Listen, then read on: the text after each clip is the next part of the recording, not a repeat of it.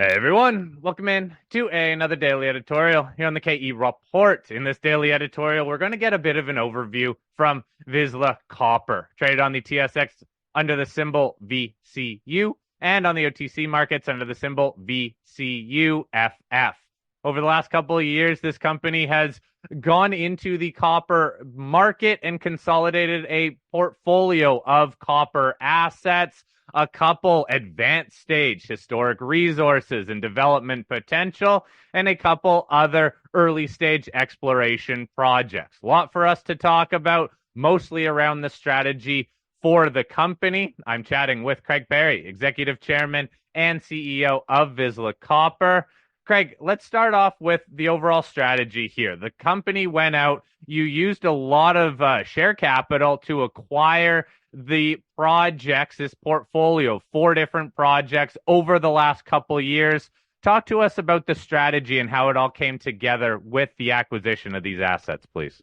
Yeah, g'day, Corey. Good to be chatting with you again. Yeah, simple strategy there. We're trying to put our foot on as many pounds, quality pounds of copper in a good, stable jurisdiction, that jurisdiction being BC here in Canada. We've managed to do that. We acquired the Woodjam project 2 years ago. It's a phenomenal project, and we're drilling there at the moment and getting some outstanding drill results. So we're excited about that.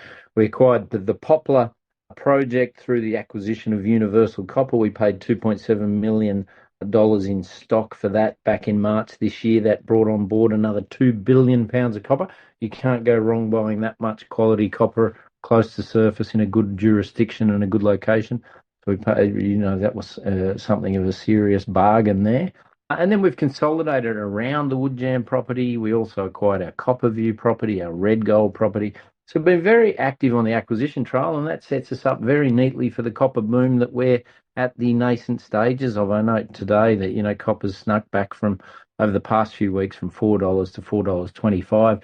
It's on its way to 20 or 30 bucks a pound, Corey. And so that's what we offer investors. A very simple story. We've got nearly 4 billion pounds of copper in resource, so very big resource. Importantly, we've got nearly 2 million ounces of gold in our resources as well. So we offer our shareholders great leverage to a rising copper and gold market. Of course, gold is now at all-time highs, just bouncing around $2,600 US an ounce, and copper's really starting to move. So great leverage to that. And we've got some outstanding projects here. The drilling that we've just announced the results for continues to demonstrate the excellent potential of our projects, particularly at Woodjam.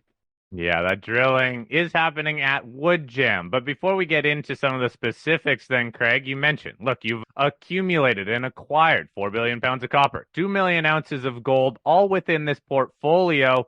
As the corporate strategy, what do you do to move this forward? Do you want to grow those pounds and those ounces, or is it taking more of a focus on moving any of these assets towards a development decision? It's a little bit of both of the strategy there. Now that we've got, we acquired that big resource. The Woodjam resource, for example, was stated initially by the last resource that was announced on the project was from 2013. That resource was put together by Goldfields, and they drilled over 120,000 meters on the property. We're now updating that. We've done 2 drill campaigns. There was a smattering of drilling between 2013 and when we entered the project in 2022. That hasn't been factored into the resource base yet. And what we're pointing people towards is the fact that we have some very high grade zones. Now, when Goldfields were in on the Woodjam project drilling, they were drilling for tons. They weren't doing great geology, weren't looking closely at the high grade zones. But what we noticed when we acquired the property is that on the Dearborn porphyry system, there's 33 million tons there at nearly 0.7% copper equivalent. So there's some higher grade zones in there. And then you dive into the drill results. What we found was quite astonishing. The best drill holes at the southeast porphyry deposit were 51 meters at 1.6% copper, 0.8 grams per ton gold. Spectacular. And then at Dearborn, 110 meters at 2.6 grams gold and 0.4 copper. So we knew there are high grade zones there. And what we're doing here is really good geological science to understand those high grade zones. And I think we cracked the code in this drill program. We put out some great results over the last couple of weeks from southeast, for example, 95 meters at 1.1% copper equivalent. That's from 60 meters down. So that's important because it shows that the mineralisation is higher than we'd previously known about at the southern margin of that southeast deposit. So that bodes well for a mining project or a mining scenario. And then up at Deerhorn, we put out a drill result there a couple of weeks ago, 86 metres at 1.16 grams per tonne gold equivalent. Again, fairly high up. And that's given us two key things, well, three really. We're now understanding the structural controls on these high grade zones much better. We're extending those high grade zones and therefore getting closer to a resource number that will be a mining project in this next cycle. And lastly, we found that to the south on both of these zones, the mineralisation remains open. So we're confident of being able to grow that high grade resource on the Woodjam property. We've engaged Ausenco Engineering to do some internal scoping study work. Nothing to talk about too much there, other than in a dual pit scenario centred on Deerhorn and Southeast, we're getting some pretty interesting numbers, and I think we're a good chance of having a mining project if we can grow that high grade resource over the coming year or so. So lots going on. Wrapping up the drill program, we drilled at one of our targets called Three Firs, which was a porphyry system that was discovered by Goldfields over 15 years ago.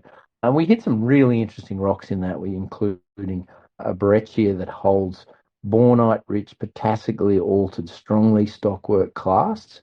And that suggests to us that there could be a very juiced up porphyry system lurking nearby. So we decided to extend the drill program from 3,200 metres to 4,000 metres to allow us to go back in and test that target a bit better and hopefully find that juiced up porphyry centre that might be lurking around the Three Firs deposit that's been discovered historically. So, really interesting work going on there. A lot of exciting things that are interesting the majors, and we're having some meaningful discussions there. Love to be able to bring in a strategic partner at the right point in time here and over the next 12 months. But yeah, I'm thrilled with how this program's gone. There's some outstanding results that show that these high grade zones are completely open. So thrilled with how the program's gone. So it really sounds like you are trying to focus and almost shift these assets to more of that high grade nature. Is that where you see the gap in, let's say, the copper market being right now? Is we do have a lot of lower grade, I guess we can call it, massive projects, but can you build up pounds that are high grade? And how many pounds could you build up that would be considered high grade? Yeah, so of course, so much of the work that went on in the 2000s when the copper price was hitting all-time highs was focused on finding as many tons of that 0.4% material as those explorers could. And, they did a good job of that. There's at Woodjam, for example, 263 million tons at 0.4% copper equivalent. But those high-grade zones are much better. You're a better shot at having a project that will be economic at today, soon to be metal prices. So we really, we've got an outstanding technical team led by Steve Blower and Dr. Chris Leslie, who's one of the world's leading porphyry experts, certainly probably British Columbia's foremost porphyry expert. The guys have been looking at those high-grade zones, understanding the controls on them, seeing how big they can be. And as I mentioned at the moment, the high-grade resource at Deerhorn's 33 million tonnes at nearly 0.7%. Based on the results we're getting, I think we're a good chance of, our target would be 50 to 100 million tonnes at, 0.7% or better. But we're not there yet. I think that we'll be in a position with one more drill campaign to restate that resource and really pull out that high-grade resource. But if we can get to that sort of level at the depths we're talking about here, which are relatively shallow, I think we'll have an excellent project that has a strong chance of becoming a mine over the next 4 or 5 years. So that's what we wanted to get to. I'm very pleased to report that we've made really material advances towards that goal. Okay, so a lot of the focus being at Woodjam, some of these higher grade areas, but RedGold, this other project you have, is connected to this project to the northwest. What tie-in, what strategy is it here to have that RedGold project as well as that Woodjam asset?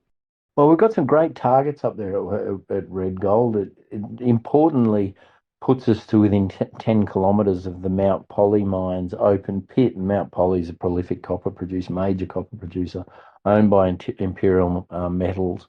We have some great targets up there And the best place to find a mine, as they say, is within sight of the head frame. Well, there we can see the Mount Polly open pit from the drill rig. And so we're in a great location there. We've done a few holes up there and tested some of those targets. There's some higher grade zones at about 0.4% copper equivalent in historic drilling. So fingers crossed for some good results out of there. We'll know more about that in the coming weeks. And then we've got assays coming in over the next couple of months. We've now moved the rig back down to 3 furs and drilling to see if we can't find that juicy bornite-rich porphyry centre that we're seeing in the class there. So lots of excellent and really interesting work there going on. Good chance of discovery, of course, always, but our focus is very much on that low-hanging fruit of extending those high-grade zones and proving up a larger high-grade resource. Okay. Again, those targets on that Woodjam project. Let's talk a little bit about that Poplar project. This is also 100% owned. You state that it has development potential with a mineral resource estimate, but some recent news also said that you isolated some high priority targets. So what is the strategy to move that Poplar asset forward? Yeah, that's an exciting one. As I say, for $2.7 million in consideration, we've acquired close to 2 billion pounds of copper on that property. That extraordinary bargain. Again, it's in a very good location. We're surrounded by the Huckleberry mine, a number of other porphyry systems that owned by Surge Copper. Great access to the property. I was up there back in May this year, a little bit astonished with what we saw. We found that the Poplar deposit is open to the east, so a good chance of extending that existing porphyry system there. But the really exciting thing was down in an area we're calling Copper Pond on the southern flank of the project. We stumbled across a big alteration zone that had me and our other geologists out there very excited. If people go to our website, vizslacopper.com, they'll see the latest presentation that outlines what we're seeing there. But there's a stonking great chargeability anomaly. And coincident with that, you've got a big halo of phyllic alteration, propylitic alteration. We found some outcropping porphyritic rocks that were copper stained. So we know there's copper in that system. We then did some geophysics, some ZTEM over there, and found that the chargeability high extends. There's a mag low at the center of it and off to the flank of that chargeability anomaly that is exactly what you'd want to see if there was a porphyry system there. We've now done soil geochem over the top of that, and we came up with a classically zoned anomalism that's often associated with a porphyry at the center of it, and that included a zinc halo moving into a copper gold molly rich zone at the center of where this mag low anomaly is. So, and we're just completing some IP lines over it now to see what the chargeability looks like. But in 20 odd years of doing porphyry exploration, I've never seen such a typical and stellar looking a set of anomalies and vectors that scream drill here. So we don't have the budget to drill that this year, but we'll get to it at some point in the next year, and I'm excited for that target. So, the 2.7 million there that we paid for this project, money well spent in my view, because that project's starting to deliver for us massively. All right, let's talk about budget, cash in the bank. Talk to us about how much money the company has to move forward these assets and what the budget is for this year. Yeah, we're in good shape. We raised 6.5 million this year. My partners and I wrote big checks for that, of course. We have about 3.5 million in the bank at the end of this program. So we have the funding to do a further program this winter, and we can access the properties in winter if we like. So that's good news. Markets continue to be a bit lackluster for copper, I think, driven by some concerns about the Chinese economy, perhaps concerns about the US economy. So we're going to now just conserve our cash, look at the results we've got from this current drill program very carefully, and figure out where to go and what to do next. And I suspect that we'll probably get back to drilling come next summer. In the meantime, in the background, we've got this scoping study work going on the Woodjam mining scenarios. So lots going on there, and we're in great shape. 3.5 million bucks in the bank at the end of this program, so we don't need to come back to the market anytime soon. All right, Craig, wrap us up then. A quick recap of news flow that investors should be aware of that is on tap, and also any potential of bringing on another asset, adding that to the project portfolio. Yeah, I'll answer that last one first. We of course we have had a strategy to continue to consolidate quality projects in Canada and the US, and to a lesser extent Mexico. There are things out there that we'd like, but if we could buy them cheaply enough, we'd probably do. But I suppose this program has been very important for us because it confirms Woodjam as an outstanding project and something that we should focus on. So we don't need to go out and make any acquisitions, and so we have no intention on that front at the moment. And then, in terms of news flow and investment thesis, I'll bring those two themes together. So very simple. We've got nearly 4 billion pounds of copper, 2 million ounces of gold in resources at the moment. So investors have great leverage to rising metal prices, which is happening now. And if you believe the copper thesis, not just my sort of thesis, but Trafigura of the trading houses, the majors, we're going to see much higher copper prices in the not too distant future. So you want exposure to that sort of resource base, which we deliver. And then these high grade zones and further results coming from that, from this program and future programs. Great way to get leverage to that story as well. So, huge amount of exploration upside backed by an existing resource base. And finally, we're very cheap. I think our market capitalisation today is about $17 million, and I think the metal we have in the ground justifies a valuation way above that. So it's a bargain. I'm glad you brought up that market cap. It's something that I've been asking about on most of the interviews, just because we have seen some pretty big disconnects market cap wise with some of the smaller stocks. Craig, great overview. Thank you very much for the Vizsla Copper recap, the projects and the work that's ongoing. I'll post a link to the company's website so you all can read over the recent news and the company presentation. Send me any questions you have for Craig and the team at Vizsla Copper. Again, Craig Parry, Executive Chairman and CEO of Vizsla Copper. Thanks for your time, Craig. Always a pleasure, mate. Thank you very much.